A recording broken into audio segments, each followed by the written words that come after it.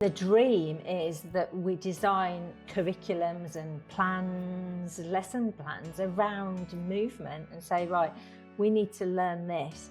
How can we build movement into that learning?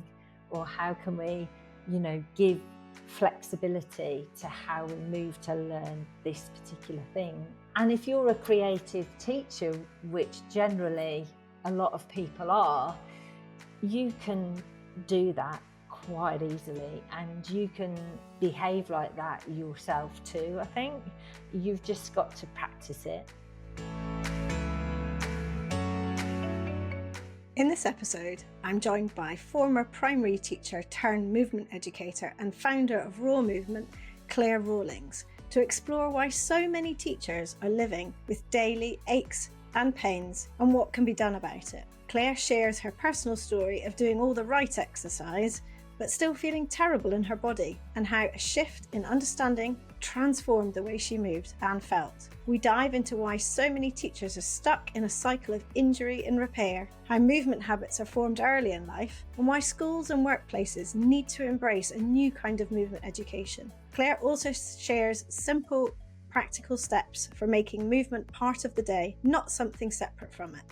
Clare, you worked as a primary school teacher in Hong Kong. When was that? That was quite a long time ago. That was in 2003 to about 2008. Okay. Yeah. And at that point, you started to have some issues with your movement. Is that fair to say, in health? Yeah, for quite some time, I'd say. Actually, before that time, I used to exercise quite a lot because I'm the kind of person that reads all this stuff about having to exercise for X amount of time in so many ways a week. And yeah, before that, I had a really painful pelvis and hip joint. And I used to run a lot as well then. I used to run in Hong Kong in this down this lovely road above all the flats and apartments. It was lovely. But at that time, yeah, I was in a lot of pain and I couldn't really work out what was wrong with me or understand what was causing that pain. And so, yeah, my journey into understanding my body actually started much later, but it was accumulating at that point, and I was starting to think, okay, what's wrong with me? I'm only 30 or whatever. Is this going to be? Is this how you're meant to live? Is this how you're meant to feel every day? So yeah, teaching emphasized it more because of course you stand on your feet all day, and also in Hong Kong you wear footwear because it's so warm most of the year. Ended up wearing flip-floppy type shoes. Which at that time I had no clue about footwear, so I used to wear flip-floppy sort of sandally type things to work, and I wasn't aware of how feet affect how you move, and also the trainers I wore as well, so yeah. And where did you notice sort of similar complaints in other teacher colleagues? Yeah. I mean, teachers are always achy, I think, and always experience pain. I don't think I've ever met a teacher who's not in pain or can't tell me that they've got X, Y, Z going on and they've been to see a physio and a chiro, and they're in that kind of cycle of constant injury and repair. So yeah. And yet a lot of people would probably think, well, it's actually a lot more active a job than a desk job, and we're all told so much about how sedentarism and sitting at a desk all day long is so Yeah. much worse. Not that you're comparing the two literally, but often people will sort of make assumptions about more active roles that actually, well, that's going to be better for you. But Yeah. Well, I think it's two extremes, isn't it? That there's a one extreme where you sit on your bum all day. And then the other side of that is that you have a job where you move in the same way repeatedly all day. And I think teaching comes into that. You have to navigate stairs, you have to, you're writing on the board, you're bending over desks. It's yeah. all the same moves every day, and so of course your body starts to try to communicate with you and tell you that this isn't right for me. So And so yeah. so you then left Hong Kong. Is that right? Oh yeah. So yeah, we've travelled quite a lot. So we then lived in Australia where I had two kids. So my kids were born there. Met a wonderful friend in the park one day. Gaynor Armstrong, who runs a PT. She's got her own business in Sydney. She became a friend of mine, joined her PT class. We went on a journey together because we both had kids of the same age. I trained I did a master's then in teaching with the intention of our next move. I would have the qualifications, more qualifications to teach. When I was in Hong Kong, I did a Cambridge qualification to teach English. So I spent a bit of time training up, training with Gaynor, and it was actually Gaynor who introduced me to Katie Bowman's books, because we both had problems at that time with with our pelvic floors, and yeah, we were looking for the answer. But it wasn't until years later that I was back in the UK that Gaynor actually showed me those books, and she said, "Look, Claire, I've completely changed how I PT train now Ah. because of these books, and they've been such a great tool." And so then I started to learn. So I went on her sort of journey. And at that time, so I was back in the UK, it was 2016. I was doing a boot camp 3 days a week. My body was absolutely messed up by this time, absolutely in a mess. I would go and train, and I would think I was moving in the right way, but actually I was wrecked. Yeah. And I was very sad as well and low, because you just think, Yeah. gosh, I'm doing everything that you're meant to do, but I just feel awful. So yeah.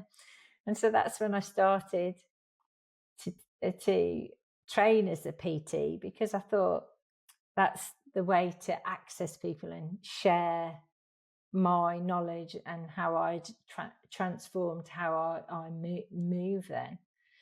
So yeah. And so you've skipped forward from the boot camps to, so then what was the process that you went through to re-educate yourself and sort of repair yourself and get yourself out of pain? Yeah. Was that purely through Katie's work, amazing work, and just Um, working through it, or did you didn't do more than that? No, a variety of things, really. I was working in a gym observing people. I was working with a group of ladies who had asked me to take over their yoga class, but I told them that I wasn't really a yoga instructor and it was going to be a bit different. And so and so they're still with me today. They're just There an you go. amazing group, and I love them all. And yeah, it's just been a long path to where I am. But then one day I just thought to myself, back to my teaching years, is teachers and people just have an absolute lack of understanding of how to do the basics of how to stand and sit and move. And I was, so then 2018, I think, no, 2020, I started a postgrad course in health and well-being in the workplace, and I'm just on the final part now. But that absolutely opened my eyes to research around pain in the workplace, and specifically teachers, and how to design interventions that work, because lots of workplaces put in like a bowl of fruit or a yoga class or a Pilates class or something, and they're just useless, really. Then they don't capture many people, and they only normally capture the people who are into that stuff anyway. And if you think about the workplace, you have a responsibility, and also an opportunity to change health outcomes for people. Yeah. And so I started to think, well, that is the place then to start to move people in a good way. And so that's where raw movement kind of evolved. And yeah, just teaching people like what to wear on your feet, So, how well, to let's start stand. there then, because so Yeah, we've talked for teachers. Let's hone in a bit more specifically on teachers, because yeah, I think they're a really good example, even for non-teachers, just because yeah, of the fact that they are doing repeated things. And there's lots of people who aren't even working, who are around the home, but again, are using not necessarily very sedentary, but are using the same repeated patterns. They may be exercising really well, going to yoga, Pilates, might be a great walker, doing lots of things that, as you say, yeah, and I've certainly, succumbed to in the past, thinking, well, I am ticking all the boxes that I'm told I need to tick. What more can I do? And actually, the answer isn't ever about necessarily, particularly for that active person, what more can I do? The answer is, what way can I do it yeah, differently? yeah, So let's take the example of a teacher then. So starting with what they're stood on, their feet. yeah. Why do you feel that that footwear piece is so important? Because the feet tell the body how to move, and unfortunately, up until recently, humans are only able to access footwear that has been designed to be fashionable or sexy, or make your feet look small and petite. And I think they are responsible for an awful lot of pain. And I think nobody, including teachers, really understands how to choose footwear, and also where to find it, Yeah. where to find good shoes. Because even when you think about, when you go to I don't know, Clark's or somewhere to get a shoe, when you shod a kid, shod your, Mm.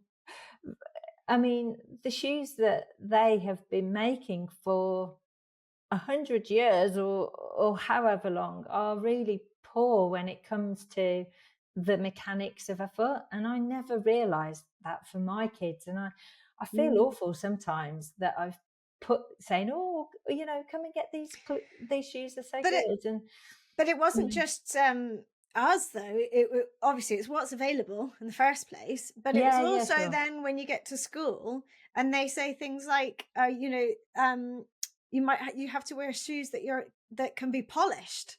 That one I was always like, but hang on, the ones that have to be polished are so narrow at the front, Yeah. really restrictive, hard leather, really Yeah. expensive.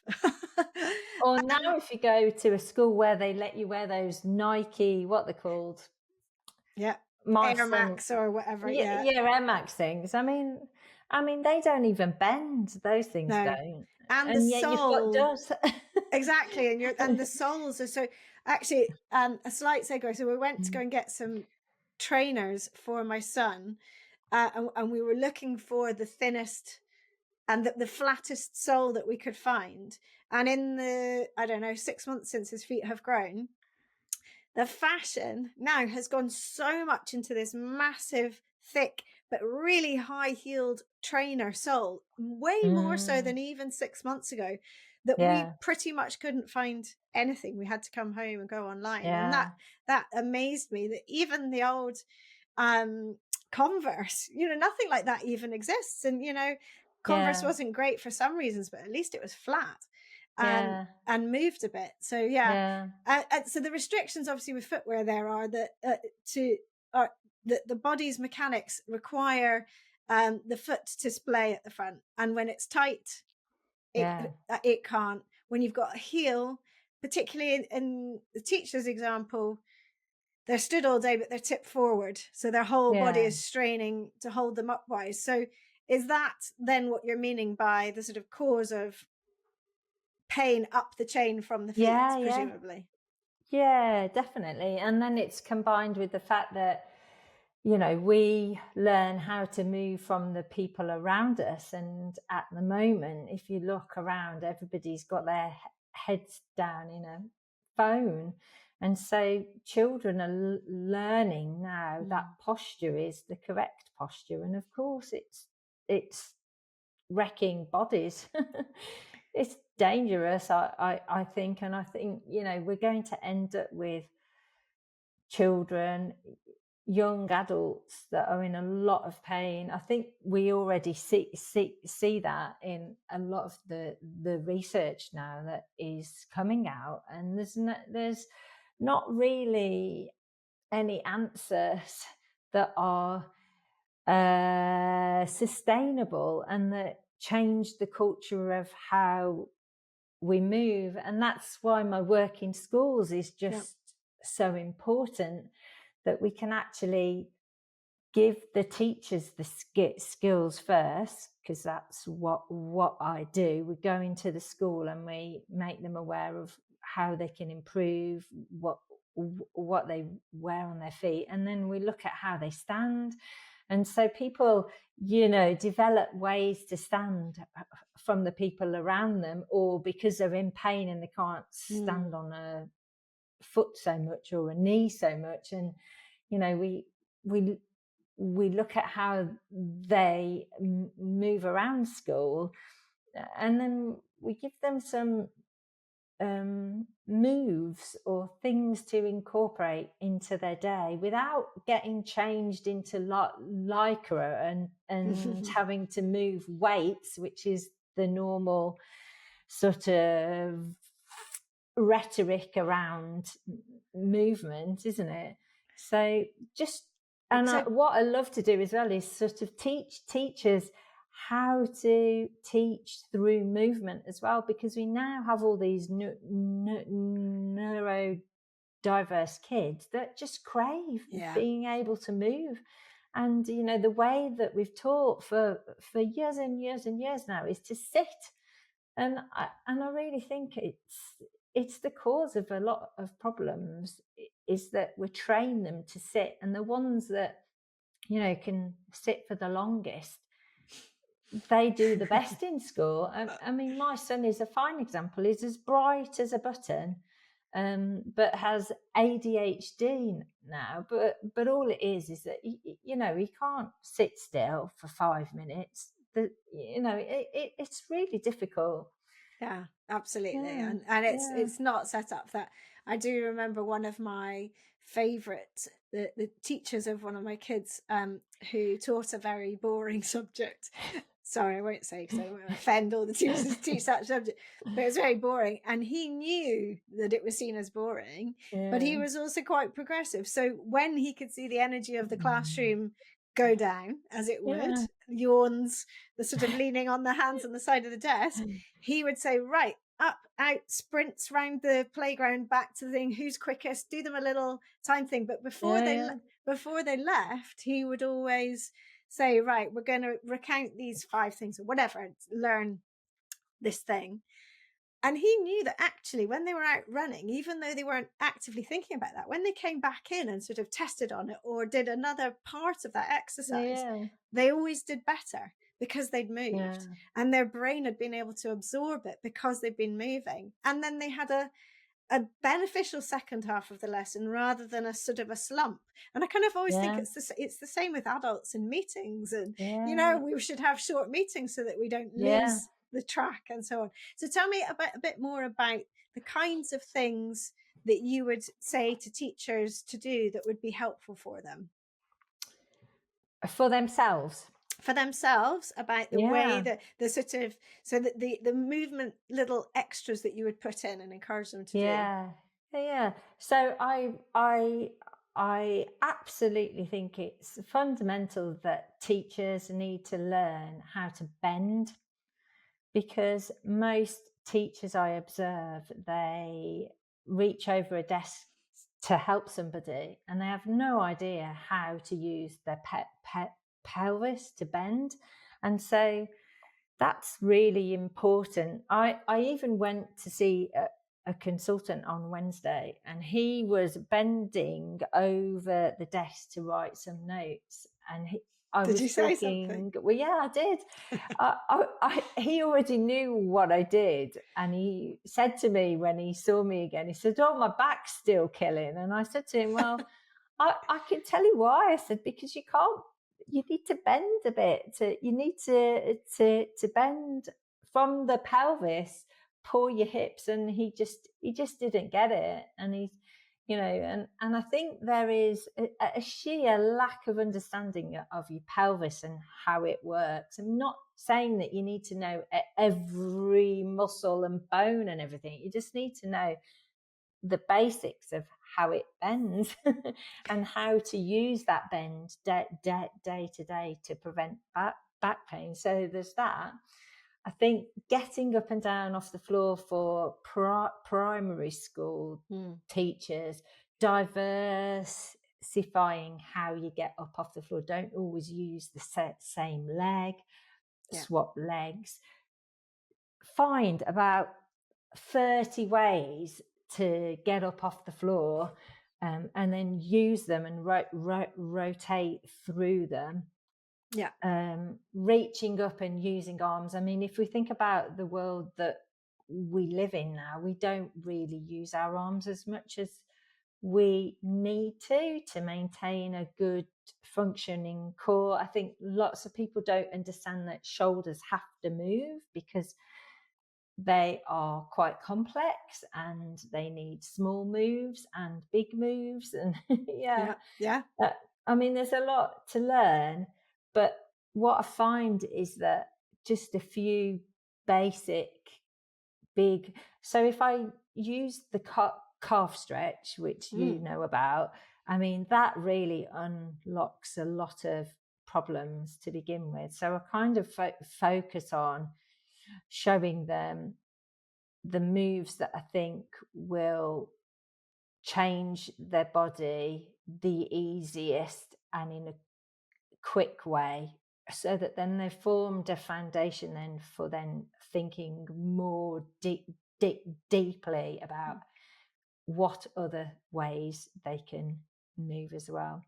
And then we look at the classroom and we look at where we put things in the classroom. We look mm. at how you walk around school. Yeah, it's really interesting. I love it.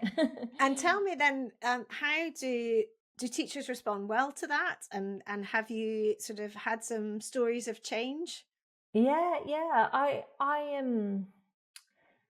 I think at first it's quite an alien concept.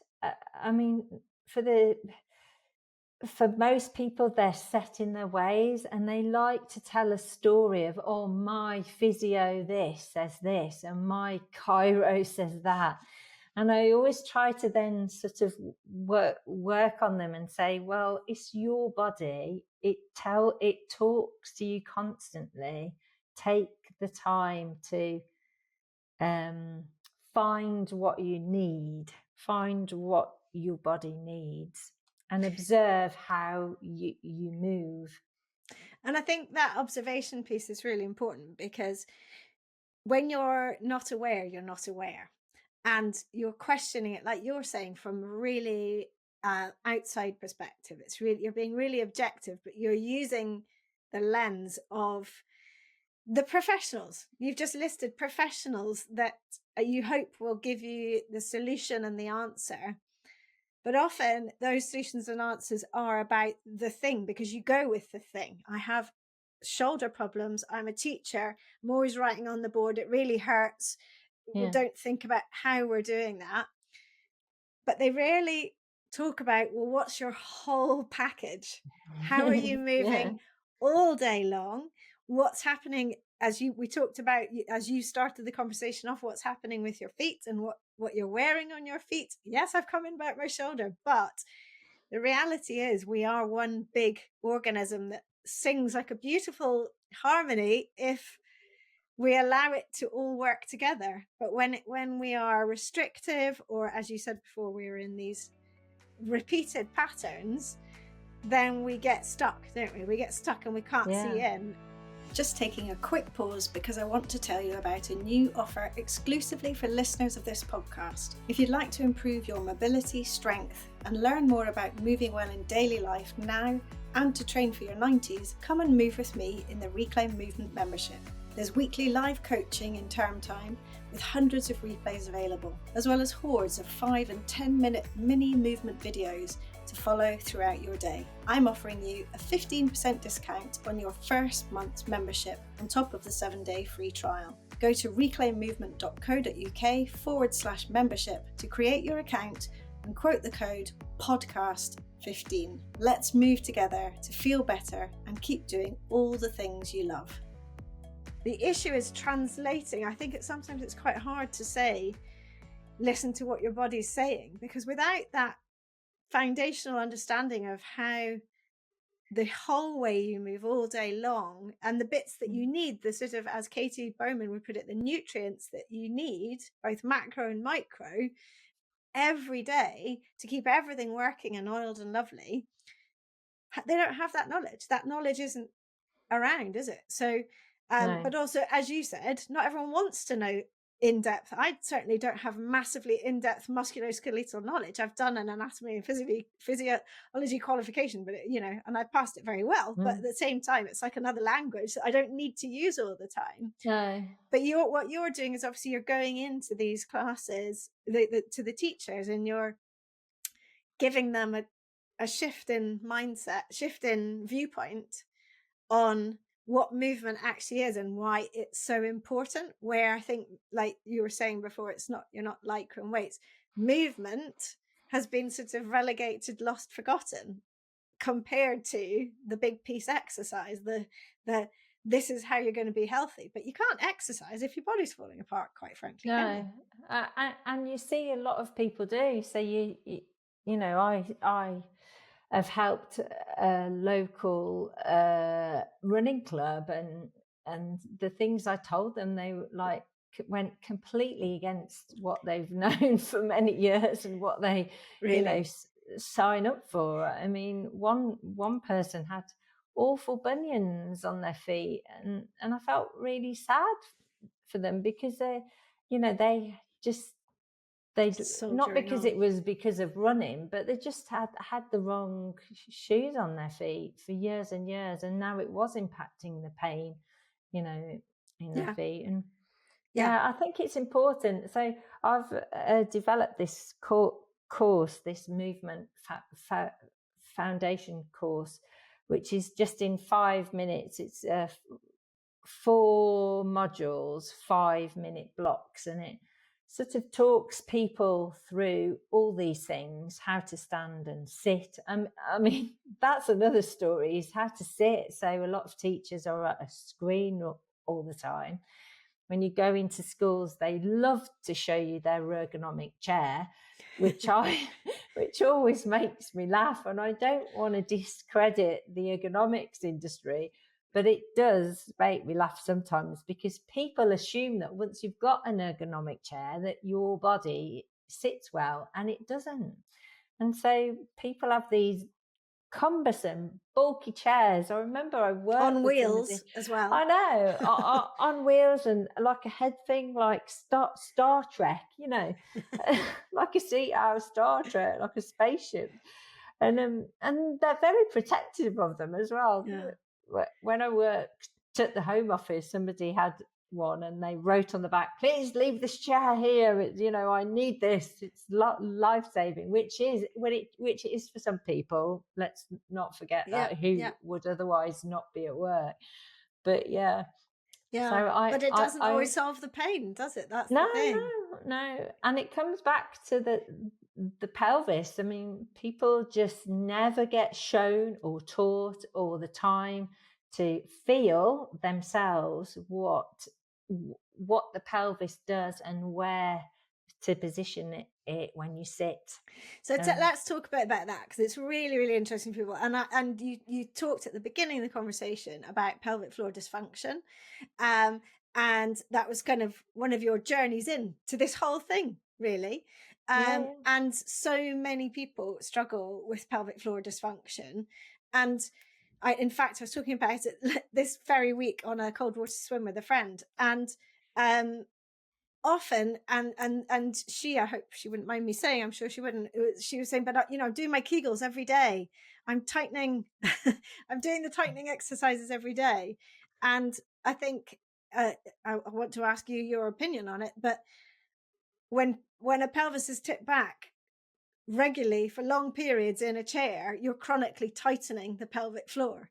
So to then go and do Kegels that tighten it further, you're not going to find a solution, are you? It's actually the opposite. No. It's opening out. So what was your sort of discovery around pelvic floor, and what the common problem is, especially with regards to sitting?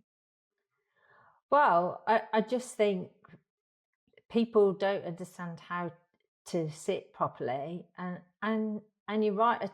I don't think I ever see, when I'm out and about, anybody sit on a bench or a curb or anything, sit on their sit bones with their pubic bone pointed down. They just don't understand about the bowl. And I just my journey was a long one, and I still wouldn't say it's perfect. I think you have to work on it from a whole body, especially your arms. And I never realized how using your arms was so impactful on your core strength and your pelvic floor. So I wouldn't say I'm out of the woods. I don't think anybody is. And I think as we age, it's important that we do diversify how we move, and we take time to do some stretching, and we sort of find the areas of your body that are quite tight or weak, and work on them. And that's what I like to do with people. So for example, at the moment, I'm helping a lovely lady who used to swim lots, and she's got beautiful shoulders, strong shoulders, upper body, but her pelvis is just so weak, and her glute strength, so her bum's not very big and strong. And I've been helping her to incorporate bum strengthening, muscle strengthening stuff into her whole day, instead of going and saying to her, right, go and do squats in the gym, because that doesn't work really. And she has a child that's 2, so she's got no time at all. So I just was showing her how to sit better for a start off, because she was tucking her leg under her bum every day, so she was really tucked. And then, and then thinking about how can you move all day in ways that promote strength, because the other thing that drives me insane is that we're told, especially as we get older, that we need to do weights and stuff. But I think if you're aligned well and you understand how to move, your body is an automatic weight. So learning to engage it in the Yes. right way to do the right moves, so how you stand up and sit down, and and really and matters. and getting to the floor, because that Yeah, yeah, that your entire body weight resisting gravity to go down to so that you don't slump and fall, yeah, and then pushing all the way back up. That's a real sort of indicator, isn't it, yeah, yeah, of your strength. But it's also a way of strengthening just by doing it. So having yeah, those yeah. those a lot of people sort of, I can see the eyeballs rolling a bit, because they're like, well, why would I sit on the floor if I've got a chair to sit Oh on? yeah. And obviously, yes, I get that. It makes sense. But you're missing this hugely important mm, strengthening opportunity, that yeah, if you want to play on the ground with your grandkids, mm, when you're older, and then want to be able to get up off the ground, you're at a picnic yeah, and you want to be able to get up without someone having to pull you up, yeah, then that's the best exercise in inverted commas that you yeah. can do, isn't it? Yeah, and then we go back to schools. So the chair is just a Mm. significant part of school. I just commented on a LinkedIn post about, this fancy school somewhere that had been designed, and it would look beautiful, bright, gorgeous colours, but there are chairs of the same height everywhere. And I was like, you know, thinking about children and the the way that they move, they thrive on movement, and then you're sort of you're forcing them into the chair, aren't you? And Mm. then life is all about, where is my next seat? Uh, Yes. you go in the dentist and you find the chair, and somebody says, "Oh, do you want a seat?" I'm like, "No, thanks." Yeah. But that's how the mentality grows from schooling. Yet, if you look at a nursery school, there shouldn't be any seats, because No, kids sit on the floor. They love to play games on the floor. They crouch, they stoop, they they squat. they squat. Yeah, I mean, but by the time that they're 5, they can't even squat anymore, which is super super sad to me. Yeah. And Yeah, absolutely. And I don't know what age it is that they no longer sit on the floor, but I remember being in assembly, mm, sitting in those long lines based on your mm, form. But it was good. We were sitting yeah, on the yeah, floor, and also circle time, where in primary mm, school, where you would sit and listen to a story or whatever, and you'd be allowed to wriggle around all over. That was a really lovely wriggle time. But yeah, then that seems to have gone, really much yeah. earlier. And again, so what other opportunities apart from PE, and not necessarily even them, are they even being on the floor at all? Um, Well, yeah, and then there's the issue of like PE and games. I mean, for our era, it was cross country in the bloody snow in a pair of big knickers. It was awful, you know. It was really awful. it was off-putting, yeah, that is for Yeah, sure. yeah. And you get traumatized for life. So now we have a world where the successful people are the ones that can sit for the longest.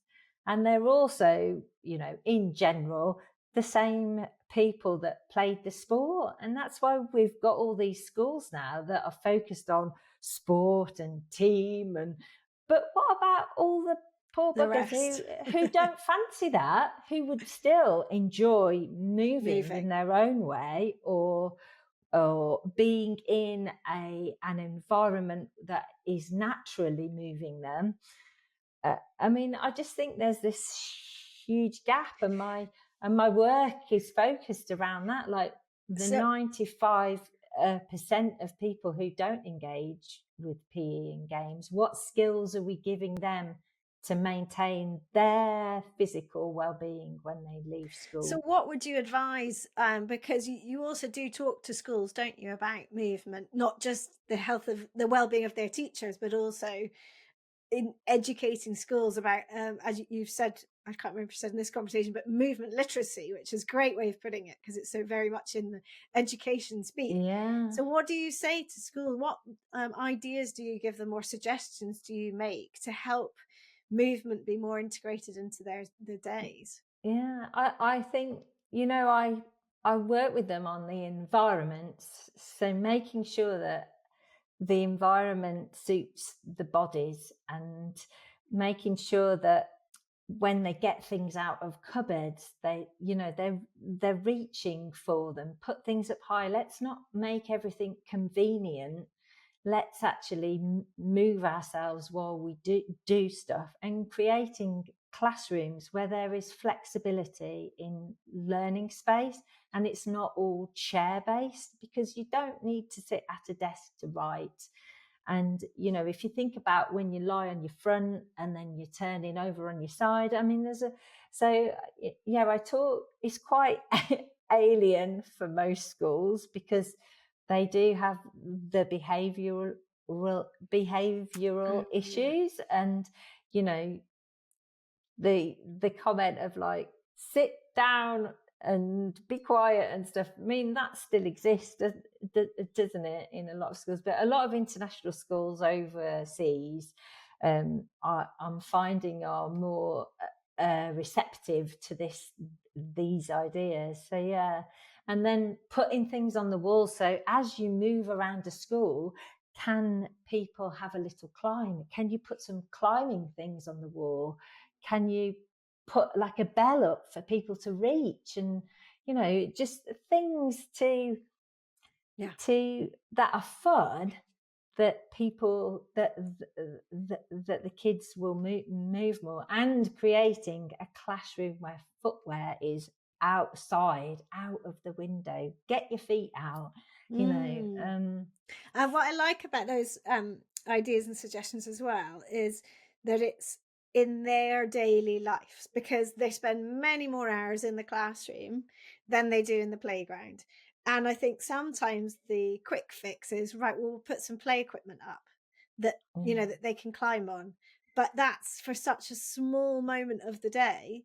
yeah, It's a bit like the adults with the exercise piece being, well, I've done my X minutes of exercise today at the gym. So the rest of yeah, the time, I don't need to think about it. And yet I'm still in pain. And it's the same with the kids. It's getting them to yeah. be used to moving. But then that does then translate forward to the office, doesn't it? And Oh yeah. they come out of school and they've done whatever they have or haven't. But then we get often stuck in offices, and you also go into offices as well, don't you, to Yeah, talk yeah. about creating a better movement environment. What sort of suggestions do you make there?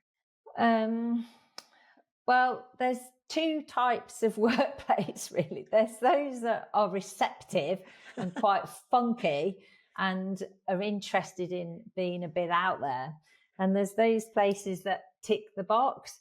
So one example is an an office space that just invested hundreds of thousands of pounds in standing desks, which is fantastic, because we know that if you sit stand all day, that you use up 20% more calories, you grow strength and stuff. But actually the staff hadn't been taught to use them correctly. And so it just ends up being the cool dude that cycles in every day that then stands up all day, But then But that's actually the not a people, solution yeah, either, is it? You don't I want him know, standing all day. I It's know. got to be the variety. Yeah.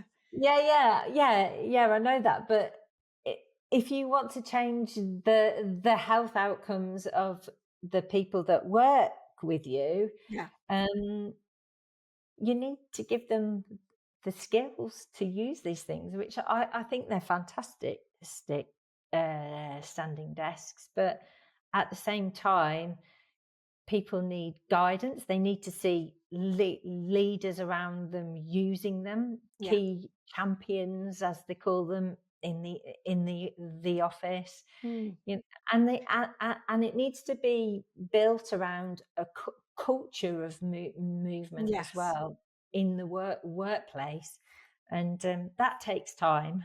Yeah, And because people yeah, don't necessarily want to be the one that stands out no, as abnormal. And uh, someone said to me that they'd been into a business that was really open. They had invested in the standing desk, but on one floor they went in and no one was using them. They all had them. And then they went into the next floor and everyone was using them. And it was really apparent that it was sort of yeah, acceptable, seen as acceptable in one and not so much in the other one. yeah, And yeah, that's a problem. Yeah, of course. And people yeah, don't like to be seen as doing something different yeah, or to stand out as different. And yet yeah, often standing out as different is the best thing that you can do. yeah, yeah, yeah, And yeah, just make it, as long as it's about your priority, about what works for you. And if you found yeah, that sort of sitting, standing and having that variety works, then yeah, yeah, it's the yeah. most important thing.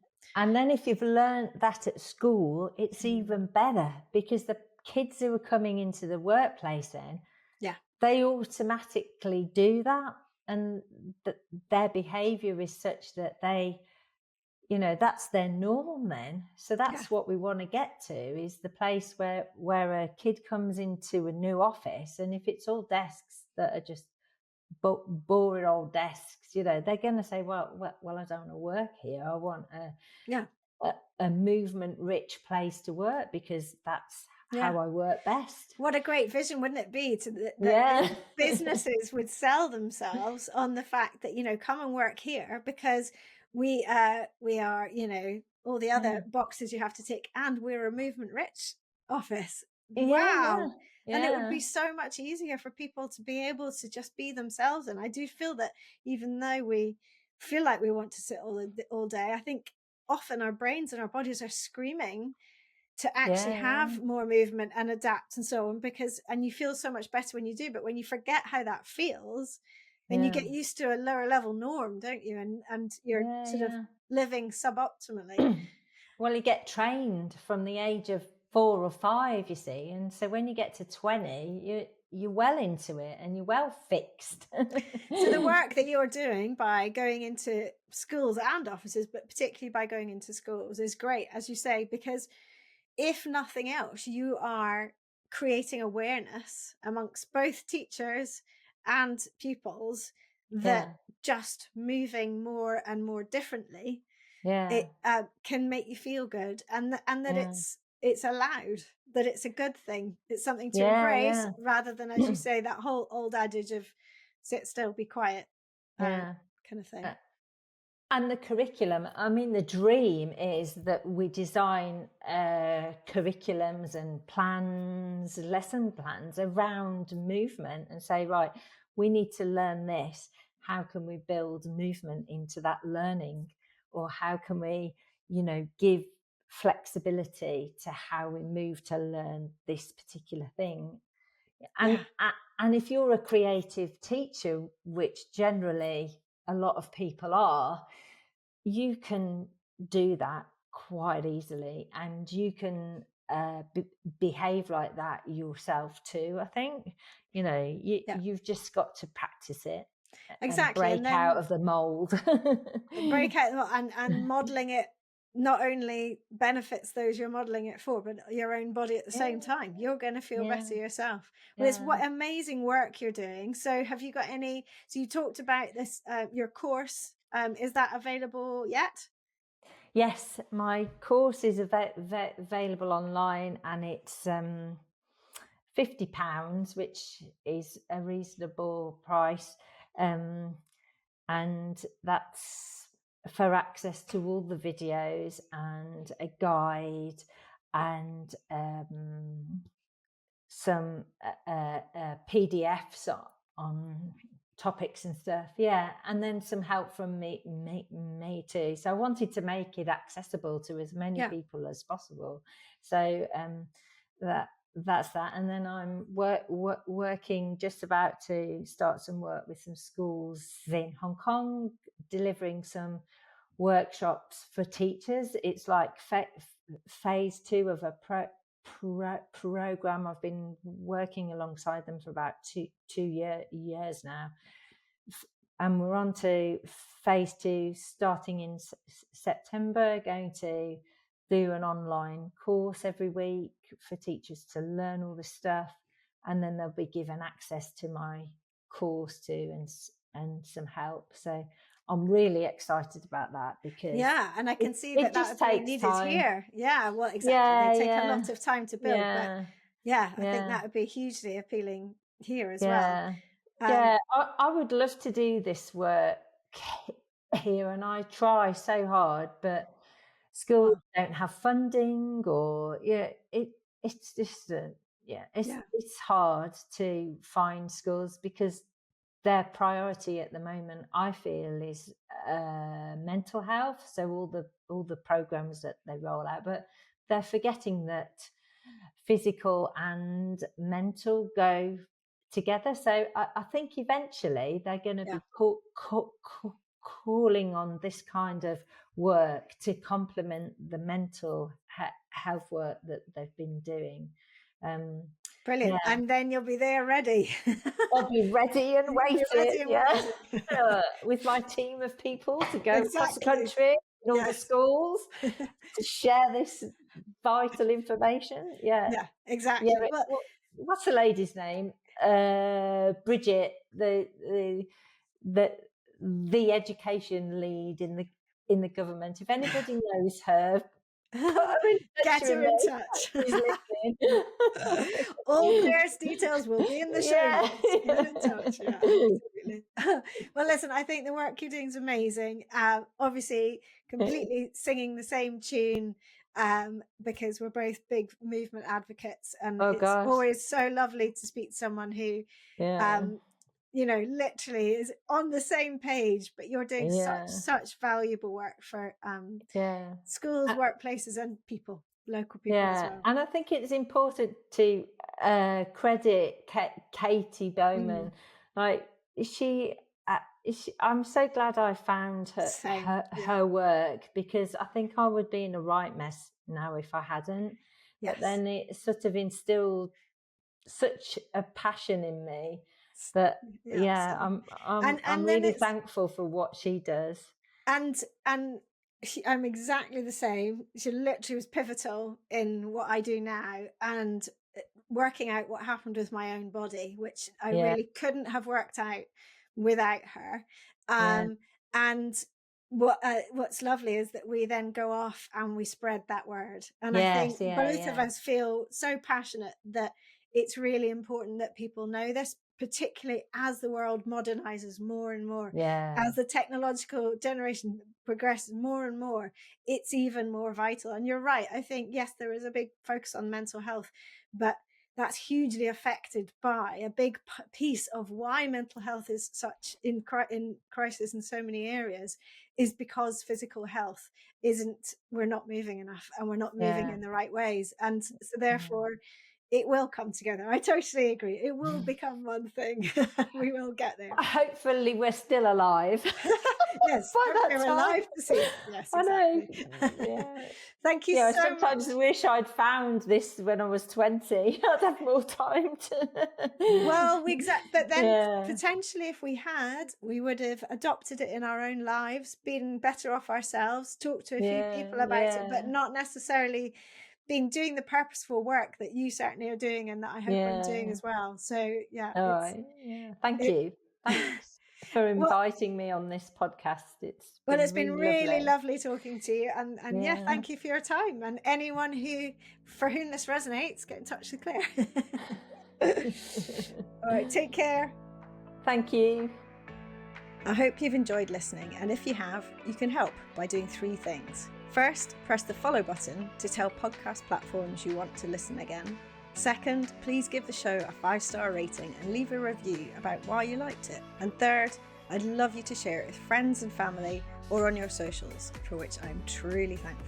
Finally, if this podcast is making you want to start reclaiming your own movement, join me in the Reclaim Movement membership for classes, both live and by replay, and countless videos of mini movement breaks to add into your daily life, covering practical and fun, important natural movements. Visit reclaimmovement.co.uk/membership to get started with your 7-day free trial. See you for the next episode, and thank you so much for listening.